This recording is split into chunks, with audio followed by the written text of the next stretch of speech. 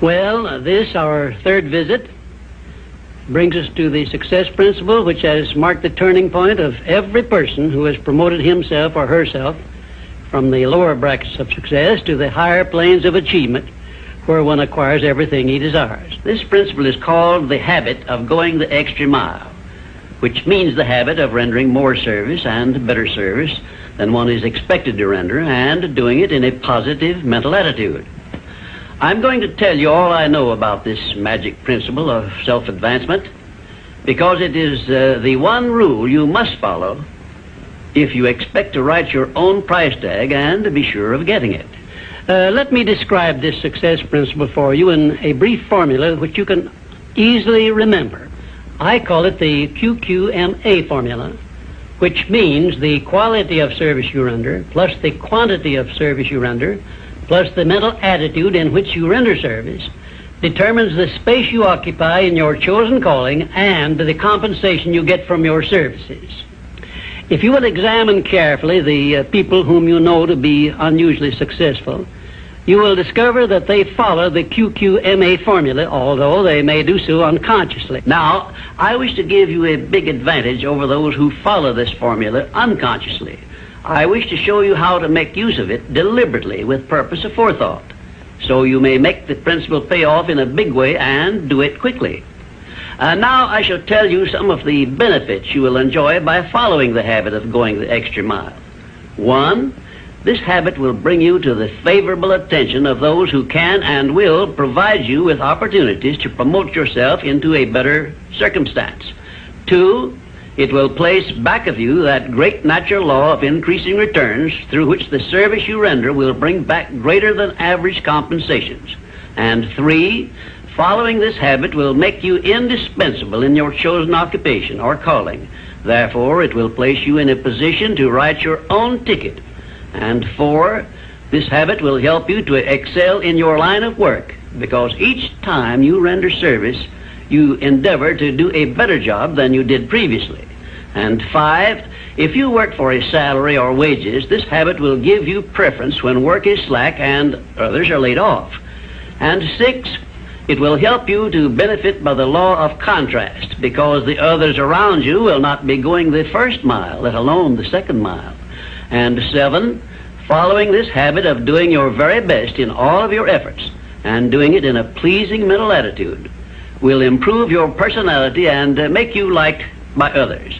And 8, it will also help you to develop a keen, alert imagination, because you will be continuously seeking new and better ways of rendering useful service. 9, it will inspire you to move on your own personal initiative instead of waiting to be told what to do, a habit which is the first step in leadership in all callings.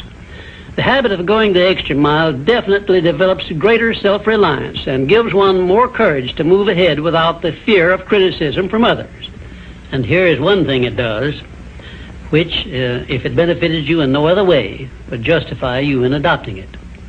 It helps you to master the destructive habit of procrastination, the one habit which heads the list of causes of failure. 12, going the extra mile influences other people to respect your integrity and inspires them to go out of their way to cooperate with you in a friendly spirit. And 13, the habit helps you to develop definiteness of purpose, which is the starting point of all personal success. And it stops you from drifting through life without knowing what you want or where you are going. And number 14, and here is the grand payoff which this habit gives you. It provides you with the one and only excuse for asking for a promotion to a better station in life or a higher pay. Obviously, if you are doing no more than you are being paid for, then you are receiving pay for all to which you are entitled. And you have not a single excuse for asking for more pay or a better position. You understand this point and appreciate its significance, do you not? 15, last but not least, the habit of going the extra mile conditions your mind to maintain a mastermind alliance with others. Ever so often I hear people complain about their not receiving favorable breaks in their relations with others. I never hear this sort of complaint from one of my students of the science of success, nor from anyone who has ever read any book that I have written, because all of my students have learned the secret of how to create their own favorable breaks. They do it by following the habit of going the extra mile. I can tell you frankly, I have never received a major favorable break during my entire life that did not come from having applied the principle of going the extra mile. Sometimes I hear people complain also that their positions are such that they are not permitted to go the extra mile. And my counsel to these people is always the same. Change positions and market your services where it pays to go the extra mile. I am sincere in giving this advice because I know that no one can do better than earn a mere living unless and until he begins going the extra mile. During my business career, I suppose I have employed at one time or another at least a score of private secretaries, all of whom followed the habit of going the extra mile. But I have never been able to keep but one of those secretaries for more than a year because invariably they promoted themselves into better paying jobs elsewhere, and they did so with my full blessings. The one exception is my present chief secretary, who has been with me for over 10 years. I married her to make sure I wouldn't lose her.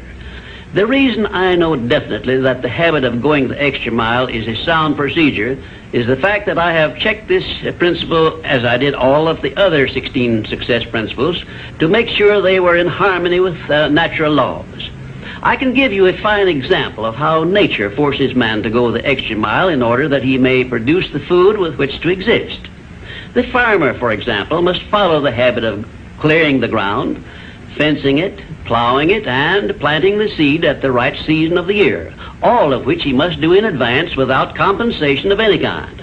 If he does his part of the work properly, he then hands the job over to nature, sits down and waits for her to do her part, and within a brief period, nature germinates the seed the farmer plants, matures it, and yields back to him the seed he planted, plus perhaps an increase of 100 times that amount to compensate him for having gone the extra mile.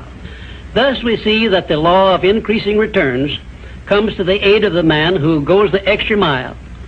And this principle applies the same in rendering service in a job as it does in the fields of a farmer.